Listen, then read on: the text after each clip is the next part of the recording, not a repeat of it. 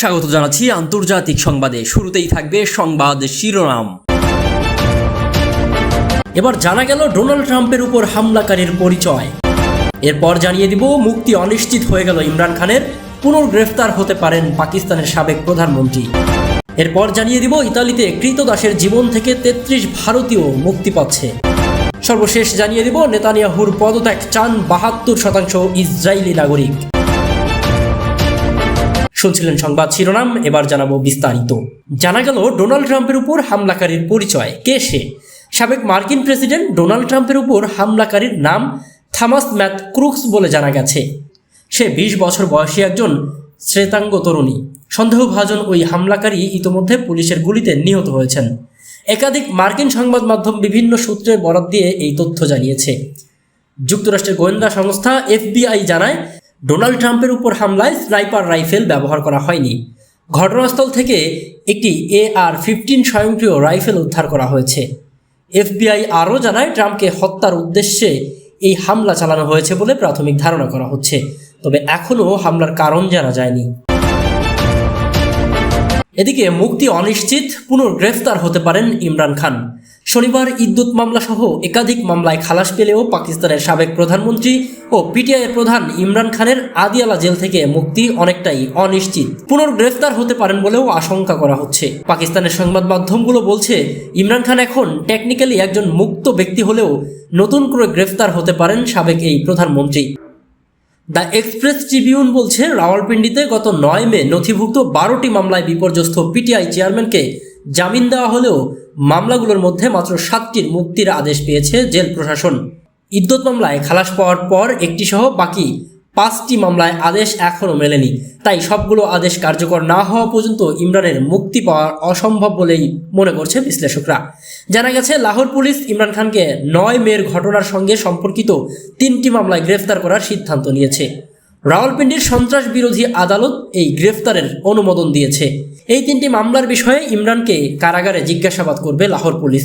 এর আগে লাহোরের সন্ত্রাস বিরোধী আদালত এসব মামলায় ইমরানের জামিনের আবেদন খারিজ করে দেয়। অন্যদিকে সামা টিভির এক প্রতিবেদনে বলা হয়েছে, তোষাখানার অপব্যবহার সংক্রান্ত মামলায় তদন্তের অসহযোগিতার অভিযোগে ইমরান খান ও তার স্ত্রী বুশরা বিবিকে গ্রেফতার করতে পারে দেশটির জাতীয় জবাবদিহি ব্যুরো NAB। চলতি বছরের শুরুর দিকে PTI এর প্রতিষ্ঠাতা এবং তার স্ত্রীর নামে দায়ের হওয়া ওই মামলার তদন্ত শুরু করেছিল NAB। সেই তদন্তে অসহযোগিতার জন্য ইমরান খান এবং বুশরা বিবির জন্য গ্রেফতারের ইঙ্গিত দিয়েছে সংস্থাটি। দ্বিতীয় তোষাখানার মামলার তদন্তটি মূলত বিভিন্ন দামি ঘড়ি এবং গহনা সংক্রান্ত বলে জানা গেছে। সূত্র মতে, বুশরা বিবি ওই মামলায় জড়িয়ে পড়েছেন এবং কর্তৃপক্ষের সঙ্গে তার সহযোগিতার অভাবের অভিযোগে তিনি গ্রেফতার হতে পারেন। এদিকে উপপরিচালক মহসিন হারুনের নেতৃত্বে NABর একটি দল এবং সহকারী পরিচালক নাইমুল্লার নেতৃত্বে আরও একটি দল ইতোমধ্যে আদিয়ালা কারাগারে পৌঁছেছে বলে জানা গেছে। এছাড়াও আদিয়ালা কারাগারে পৌঁছেছে অতিরিক্ত পুলিশ বাহিনীও। চলতি বছরের মে মাসে ইমরান খান ও তার স্ত্রী বুশরা বিবির বিরুদ্ধে তোষাখানার অপব্যবহারের একটি নতুন মামলা সামনে আসে। NABর 7টি উচ্চ মূল্যের ঘড়ি এবং হীরা ও সোনার গহনা সহ আরও 10টি মূল্যবান উপহারের কথিত অবৈধ জবরদখল ও বিক্রির তদন্ত শুরু করে। তদন্ত প্রতিবেদন অনুসারে অভিযোগগুলোর মধ্যে গ্রাফ এবং রোলেক্স ঘড়ির মতো মূল্যবান জিনিসপত্রের পাশাপাশি হীরা এবং সোনার গহনাগুলোর অনুমোদিত বিক্রয় জড়িত। প্রতিবেদনে ইঙ্গিত দেওয়া হয়েছে যে এই উপহারগুলো প্রচলিত আইনের তোয়াক্কা না করে তোষাখানায় জমা না রেখে বিক্রয় করা হয়েছিল। গত 1 এপ্রিল ইসলামাবাদ হাইকোর্ট NABর দায়ের করা এই মামলায় ইমরান খান এবং বুশরা বিবির সাজা স্থগিত করেছিল। এর আগে গত 31শে জানুয়ারি জবাবদিহিতা আদালতে বিচারক মোহাম্মদ বশির এই দম্পতিকে 14 বছরের কারাদণ্ড দেন। সেই সঙ্গে ইমরান খানকে 10 বছরের জন্য কোনো সরকারি পদে অধিষ্ঠিত হতেও অযোগ্য বলে ঘোষণা করেন। এদিকে ইতালিতে কৃতদাসের জীবন থেকে 33 ভারতীয় কৃষি শ্রমিক মুক্তি পেয়েছে। ইতালির ভেরোনা প্রদেশে কৃতদাসের জীবন থেকে মুক্তি পেলেন 33 ভারতীয় কৃষি শ্রমিক। তাদের উদ্ধার করেছে দেশটির পুলিশ। সেই সঙ্গে দুর্বৃত্তদের কাছ থেকে 5,43,000 ইউরো জব্দ করেছে। শনিবার 13 জুলাই ইতালির পুলিশ জানিয়েছে, ভেরোনা প্রদেশের 33 জন ভারতীয় কৃষি শ্রমিককে কৃতদাসের মতো খাটাচ্ছিল। এই ঘটনাকে কেন্দ্র করে ইতালিতে বিদেশি শ্রমিকদের উপর কী ধরনের আচরণ করা হয় তার কিছু নজির সামনে আসে। চলতি বছরের জুন মাসে ইতালির একটি কৃষি খামারের একটি দুর্ঘটনা ঘটে। তাতে মেশিনে হাত বিচ্ছিন্ন হয়ে এক ভারতীয় কৃষি শ্রমিক নিহত হয়। তিনি গাছ থেকে ফল তুলে আনার কাজে নিয়োজিত ছিলেন। উন্নত জীবনের আশায় ইতালি গিয়ে এভাবে মৃত্যুর কবলে পড়ছেন অনেকেই। তবে পুলিশের অভিযানে এবার বেশ কয়েকজনকে উদ্ধার করা গেছে। পুলিশের বরাতে রয়টার্সের এক প্রতিবেদনে বলা হয়েছে, উদ্ধার হওয়া ভারতীয় নাগরিককে ভারত থেকে ইতালি নেওয়া হয়েছিল। যারা নিয়ে গিয়েছিলেন তারাও ভারতীয় বংশোদ্ভূত। প্রতিবেদন মতে সিজনাল ওয়ার্ক পারমিটে নিয়ে যাওয়া হয়েছিল তাদের প্রত্যেকের কাছ থেকে 17,000 ইউরো করে নেওয়া হয়। প্রতিশ্রুতি দেওয়া হয় উন্নত জীবনের, কিন্তু সেই প্রতিশ্রুত জীবন তারা পাননি। তাদের দিনে 10 থেকে 12 ঘন্টা খাটানো হতো, কাজ করানো হতো সপ্তাহে 7 দিনই, কিন্তু প্রতি ঘন্টায় বেতন দেওয়া হতো মাত্র 4 ইউরো। পুলিশের বিবৃতি মতে এত অল্প বেতনে তাদের থাকা খাওয়ার খরচ চালিয়ে নেওয়া কঠিন হয়ে যেত। এজন্য তাদের প্রায়ই নিয়োগকর্তাদের কাছ থেকে ঋণ করতে হতো। ঋণের অর্থ ফেরত না দিতে পারায় তাদের মজুরি কেটে রাখা হতো। এটা আসলে ক্রীতদাসের জীবন।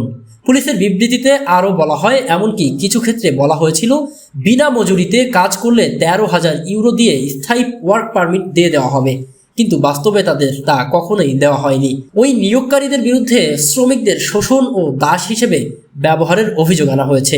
পুলিশ জানিয়েছে ভুক্তভোগীদের সুরক্ষা, কাজের সুযোগ ও বৈধ বসবাসের কাগজপত্র দেওয়া হবে।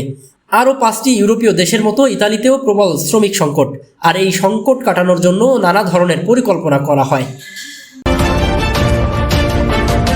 এদিকে নেতানিয়াহুর পদত্যাগ চান 72% ইসরায়েলি নাগরিক।